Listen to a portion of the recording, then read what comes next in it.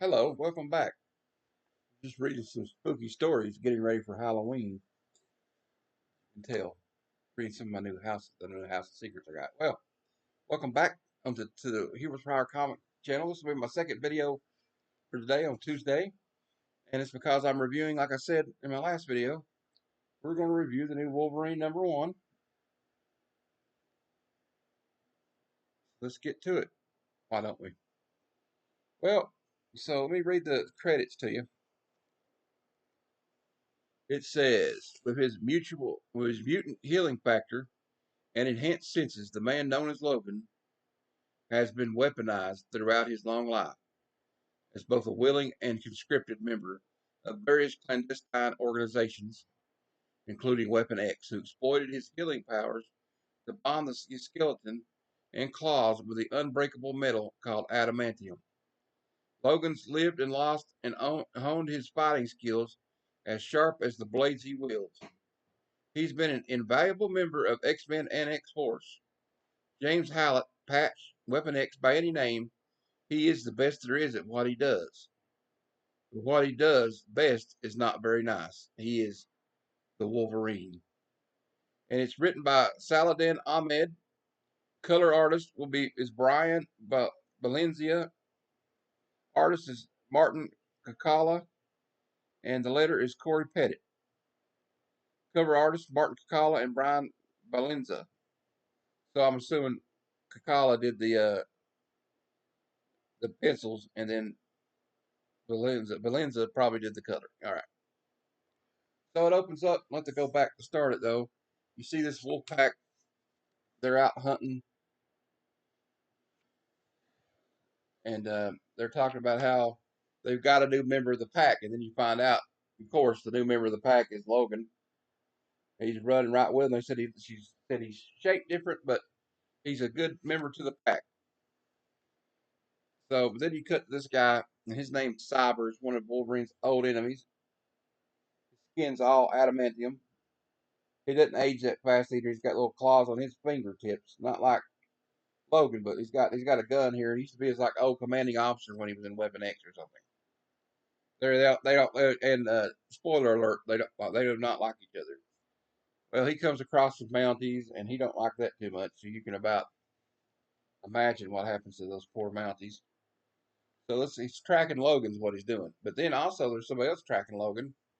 It's Kurt Wagner, aka Nightcrawler. And this is after Krakoa, so this probably takes place before he's in the new Uncanny X-Men team with Rogue and Gambit. And this is probably, and I think Nightcrawler's going to be in that, and Jubilee will be in the Uncanny X-Men. But this is after Krakoa, the island of Krakoa fell, and they left and all that stuff, and now they're all hated again by everybody, which is the way, unfortunately, it always is with the mutants. They're always hated by humans. I don't know why. I guess they're people, it's like today. People are afraid of something they don't understand. Some things never change. All right? All right. So anyway, he's trying to bring him back in because he knows he's afraid that Logan's going to lose himself again. And he almost didn't recognize him. He tried to jump him, and then Logan smelt the sulfur, which he always smells with Nightcrawler, and he realized that's his friend Kurt. So they get back together and they see Kurt saw those dead bodies, and then Logan shows him that the pack he'd been running with has been killed too by this same cyber jerk, whatever they call him. And so Kurt's handing him a box. This package is, you got to come back. So we'll find out what's in that. Of course, it's his old costume, his old uniform. So they hear these campers screaming, and Cyber's killed one of these campers to draw them out. These guys are hunters. They're like a hunting party, right? And of course, when they find out they're mutants, they turn on them and get all mad. But then Kurt gets shot by this cyber a-hole and has to bandage him up. So he fights that guy. And the guy's mad because he's already cost him an eye once. But I like how he says here, he goes, "Are you come all this way for conversation, bub? Because I ain't in the mood." And he pulls his claws out, pops his claws out. And he goes to work on him like he was slaughtering a pig at a slaughterhouse.